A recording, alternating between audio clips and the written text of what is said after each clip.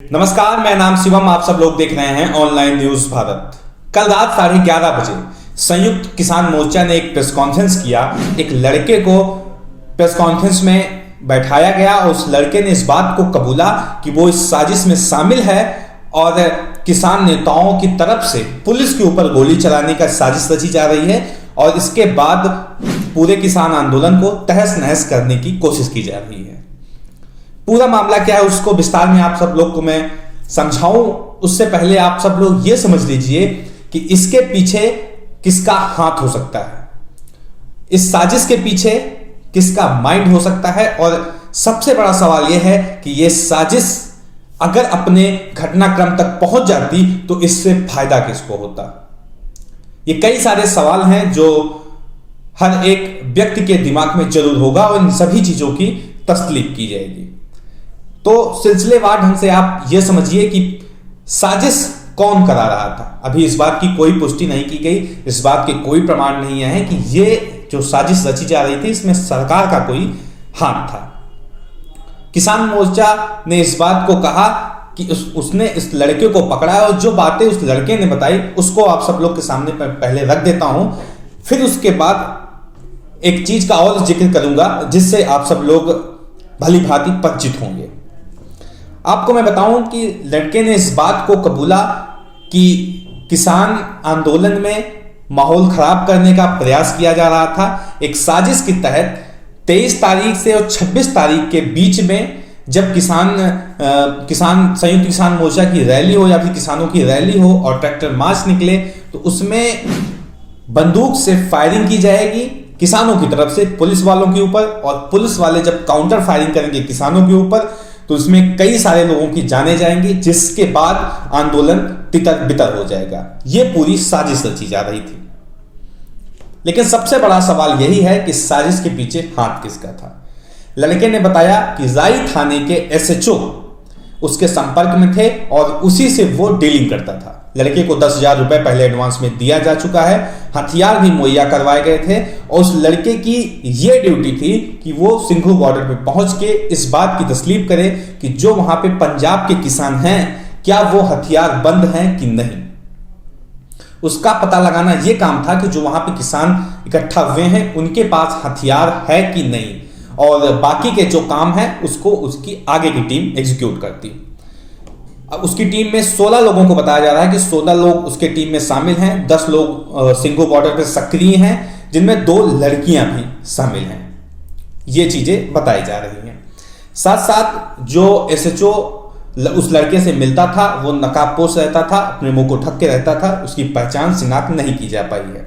अभी तक की जो अपडेट है, लड़के को पुलिस के हवाले कर दिया गया है। लड़के के पास कुछ हथियार भी बरामद किए गए थे, उन सभी चीजों को पुलिस के हवाले संयुक्त किसान मोर्चा द्वारा कर दिया गया है। पुलिस जानकारी इकट्ठा करने की कोशिश कर रही है। ये सारी चीजें अभी चल रही हैं। ये सिंघू बॉर्डर का वाकयात है। कल 11:30 बजे रात को सिंघू बॉर्डर में संयुक्त किसान मोर्चा ने बैठकर प्रेस कॉन्फ्रेंस किया। उस प्रेस कॉन्फ्रेंस में लड़के को भी बैठाया गया। उसने खुद इन सभी बातों को कबूला।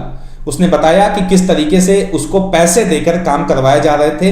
इसके पूर्व लगभग 4 साल पहले जाट आंदोलन में भी वो इन तरह के घटनाओं को घटित कर चुका है।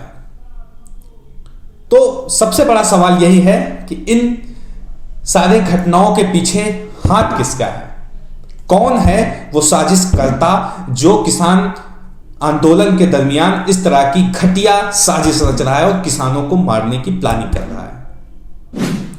4 किसानों को टारगेट बनाया गया था, 4 किसान नेताओं को टारगेट बनाया गया था उस समय जब वो स्टेज पे अपने वक्तव्य दे रहे होंगे, भाषण दे रहे होंगे, तब उन्हें स्नाइपर से शूट करने की प्लानिंग की जा रही थी। उस लड़के ने ऐसा बताया है। तो किसानों को खून से कौन अपनी सत्ता की रोटियां सेकना चाहता है, यह सबसे बड़ा सवाल है। और अगर यह घटना हो जाती तो इससे सबसे ज्यादा फायदा किसको पहुंचता, यह सबसे बड़ा सवाल है। और इस घटना के होने के बाद सबसे बड़ा किसको फायदा पहुंचेगा, अगर इस सवाल का हम जवाब ढूंढ लेते हैं तो इस सवाल को जवाब में ढूंढने में बहुत आसानी हो जाएगी कि इसके पीछे किस मानसिकता के लोग थे, कौन सी राजनीतिक पार्टी इसके सरगना थी। इन सभी चीजों को पता करना बहुत आसान हो जाता है। लेकिन अभी कुछ भी बोलना जल्दबाजी होगी, क्योंकि जांच का विषय है और चीजें खुल रही हैं, धीरे धीरे निकल के चीजें सामने आएंगी कि इसके पीछे कौन था और कौन इन सभी साजिशों को एग्जीक्यूट कर रहा था। ये सारी चीजें आने वाले भी समय में हम लोग को पता चलेगी, लेकिन अभी कुछ भी बोलना थोड़ा सा जल्दबाजी होगी। लेकिन अभी थोड़ा भी अगर आप अपने दिमाग को खोलें तो इस बात में कोई रॉकेट साइंस नहीं है, इसमें कोई रॉकेट साइंस लगाने की जरूरत नहीं है कि अगर इस साजिश को अंजाम दे दिया जाता, ये साजिश अपने अंजाम तक पहुंच जाती, तो इससे किसको सबसे ज्यादा फायदा पहुंचने वाला था। इसमें कोई रॉकेट साइंस नहीं है। मैं कुछ नहीं बोलूंगा, लेकिन आप सब लोग समझदार हैं, सारी बातें खुद ब खुद समझ जाएंगे।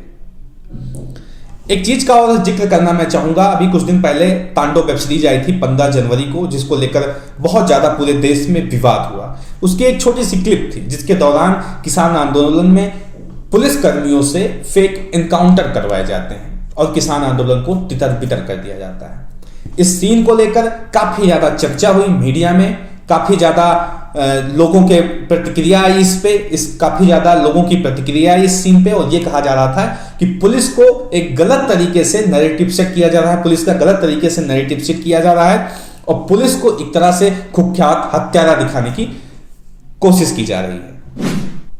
लेकिन इस साजिश के पर्दाफाश होने के बाद क्या अब भी सवाल वही है कि जो वेब सीरीज में, सिनेमा में, मूवीज में चीजें दिखाई जा रही हैं वो तथाकथित हैं?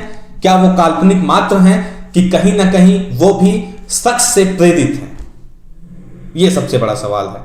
किसान आंदोलन के दरमियान जो ये साजिश का उजागर हुआ कि खून की कैसे होली खेले जाने की कोशिश की जा रही थी, इसके बाद उसको बिल्कुल सही ठहराया जा सकता है। जो भी तांडव वेब सीरीज में इस चीज को दिखाया गया कि पुलिस वाले फेक एनकाउंटर करते हैं, पैसे लेकर लोगों को जान से मारते हैं, किसान आंदोलन को तितर बितर करने के लिए गोलियां चलाई जाती हैं और अपने गुंडों को किसानों के बीच में भेज के उनसे फायरिंग करवाई जाती है और काउंटर फायरिंग में बहुत सारे अपने प्रतिद्वंदियों को समाप्त कर दिया जाता है। दंगे कराए जाते हैं, गढ़े जाते हैं, राजनीतिक पार्टियां इसके फायदे उठाती हैं।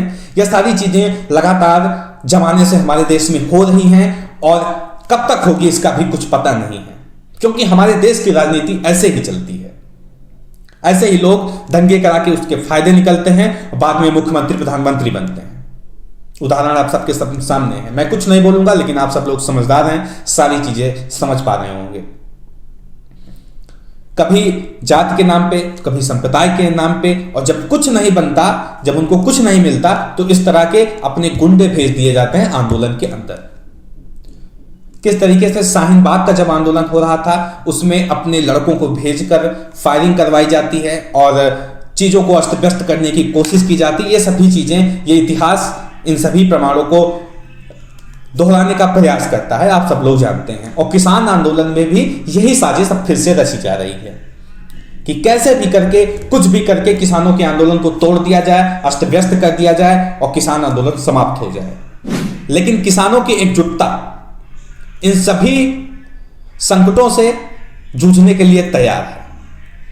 ऐसी कोई भी साजिश आ जाए, ऐसी कितनी भी साजिश आ जाए, लेकिन किसानों की जो एकजुटता है वो इस तरह के इरादों को कभी अपने मंजिल तक पहुंचने नहीं देगा।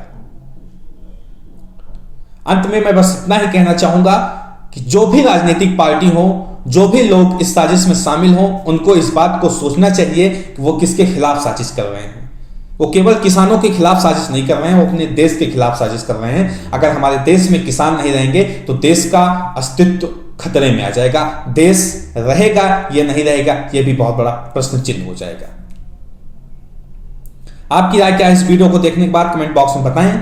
साथ ही साथ चैनल को सब्सक्राइब करें, वीडियो को ज्यादा से ज्यादा शेयर करें। मिलते हैं इसी तरह किसी और खबर के साथ, तब तक के लिए नमस्कार। इस खबर को अभी लाइक करें, शेयर करें, अभी चैनल को सब्सक्राइब करें और घंटी जरूर दबाएं।